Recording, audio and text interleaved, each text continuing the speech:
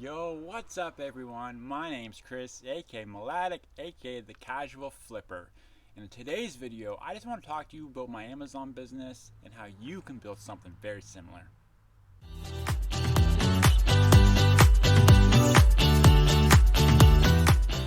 So I'm here in my garage scanning books. If you're a bookseller, to be honest, I kind of have the glorious setup that you would want, depending on your goals, really is what this all comes down to. But I do sell books out of my garage. I know a lot of guys, have big warehouses and stuff like that, but my whole thing was I didn't want to take on a lot of risk.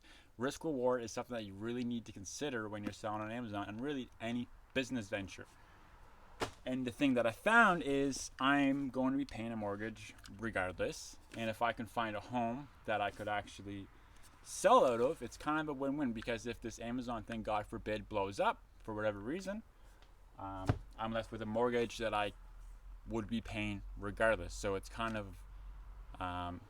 risk reward was there for me. And if it were to scale to a point that I needed to move out of here and do something different, then that would be an option. But that opportunity hasn't presented itself in a way that I wanted to do it. That has been an option, but it didn't seem like it made sense for me at the time. But this is about you and how you can get started in your book journey or your Amazon career. I started off selling retail arbitrage and online arbitrage is how I really get my beginnings. And if you don't know the difference, just really quickly, I'll kind of summarize it for you. Retail arbitrage is when you go to retail stores, you find items, and you resell them on Amazon for more, and your money is in that difference between the prices. There might be something that sells on Amazon for $50, but you can buy it in stores for $25, and that difference is your money. Now, why would someone spend that? Convenience is a huge thing. We're kind of a spoiled nation, and convenience matters to us, so people are willing to spend more for the convenience. Ignorance is another thing. That's kind of the unfortunate part, is you do sometimes prey on people's ignorance where they might not know it's cheaper in store and they just buy it on Amazon. But that's at the discretion of the customers. If people are willing to spend the money, who are we to judge them? And they're going to do it anyway, so we may as well be the people that provide them with that opportunity so we can make some money off it. So retail arbitrage is just, like I mentioned, you buy at a retail store and you sell it on Amazon. Our online arbitrage is essentially the same thing, but you're buying it from their online store and sending it into Amazon. So you might go to Toys R Us website, buy a bunch of toys, gets sent to you, you prep it, send it in Amazon, and you make a profit on the difference. So those are two really popular ways to get started, which I did those, but I really enjoyed books. Because the thing with books, selling used books in particular, is it's really a win-win situation that I'm very quite fond of. If there is a book that somebody wants, it's $50, and I can resell it to them used in great condition for $30, and I only pay $2 for that book. That is a win situation where I get to make my profit, but the customer also gets to save some money. So you're providing a great service where you're saving people money and you're also making some money yourself. And win-win businesses, win-win deals in general are really where I want to play. I want to be in win-win situations. So selling books resonated to me. Plus, it's very physical. Some people hate that about it, but that's actually what I enjoy most about it, is how physical it is. So if you're not someone who's after physical labor, selling books probably isn't a super great niche to get into. If you are hearing some breaks and noises, I am scanning books right now, so there's bound to be some collateral noise from it. I've partnered with some thrift stores who actually didn't have a good solution for their overflow books. So I hit up all these thrift stores in the city. I found the ones that were having problems, and I offered a solution to them. So I have an abundance of inflow of books coming to me, which is really great. I've set up something that's very convenient for me, and I simply scan the books using this Bluetooth scanner and some software. If you go to my link tree, you'll see a bunch of links. There's some NFT stuff, there's some reseller stuff, but the most important link I think would be the software that I use, because that's the tools necessary to really get this done in an efficient way. So check that out if you are looking to get started scanning books. I don't have any links for hardware because I don't think it matters that much. Just get a Bluetooth scanner that works, and that's good enough for me.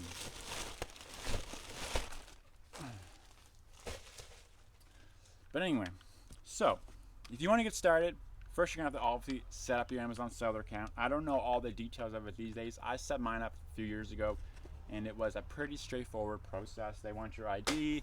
They'll, make sure you're there for good reasons. And then after that's done, you get the software and tools required, Bluetooth scanner, the Scoutly app, and then you just start going to thrift stores and scanning the books. Now, I do have a video on setting up your triggers. So within Scoutly, there are these triggers. So it's what the software or the algorithm will use to tell you if a book is profitable or not. How often does it sell? What's the cost of it? What does it sell for on Amazon? So it'll run through these filters to make sure that it's going to recommend you, a good purchase. So setting up your triggers is an important part. So there's a little bit of work you got to do to get set up to resell on Amazon in books or really anything. You got to set up your account. You got to get the hardware. You got to get the software, and then you got to set up the triggers. And then once you get that done, those simple things, you're off to the races. That's it. Then take your $100 to start. Go to the thrift store. Buy books. Now, the thing with books, here's the thing, is it does take patience. Like it takes time. Like you probably will need to stick with it and invest in your business for 6 months to really start raking in some decent profits, because books have some of them are very seasonal, and there's a bit of a lag. Like maybe you send in a book and it sells 3 months later. Like they don't sell instant, so there is a bit of a lag there.